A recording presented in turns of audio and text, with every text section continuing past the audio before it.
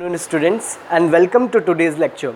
In today's lecture, we will be dealing with another topic of asexual reproduction, that is the tissue culture process. Now what is tissue culture process? The process of growing new plants from small piece of cut tissue from the growing tip of the plant in a special culture medium is called as the tissue culture process. Actually, this tissue culture process is also called as the process of micropropagation. This tissue culture process takes place specifically for the growth of plants and usually takes place in laboratories. Now, the culture medium which is used for the growth of plants is very important as it contains the nutrients which are required for the growth of the plants as well as the plant hormones which stimulate the growth of roots as well as the shoots. So now we will be seeing how this process of tissue culture takes place. First of all, a part of the plant tissues is cut and isolated and kept in a culture medium in a tray. There, this tissue culture stimulates the division of tissues to form mass of cells, and these mass of cells or balls of cells are called as callus. Now these callus or the group of cells are transferred in another culture media which stimulate the growth of roots.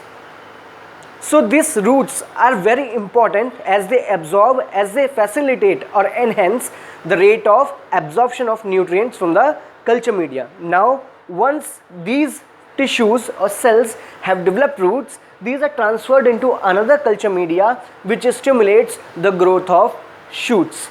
Now once these roots and shoots are grown, these plants develop into tiny platelets, and this tiny platelets are transferred to the culture media for their growth. So this process of tissue culture usually takes place in ornamental plants which are usually grown in the laboratories in a large scale like orchids, chrysanthemum. Now what are the advantages of tissue culture? Actually, many plants, thousands plants can be grown at a single time from a small piece of plant only. Second advantage is that the plants which are produced by the process of tissue culture, these are disease free and these are genetically identical to the parent plant. Thirdly, the tissue culture process can be carried out in all the seasons, which means the desired plants can be grown anytime irrespective of the weather, season and the climate.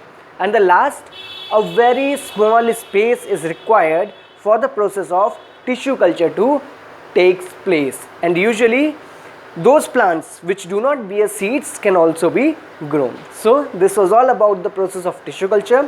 I hope the video was a help to you. Keep watching the channel, keep subscribing the channel, share the videos, stay home, stay safe. Thank you.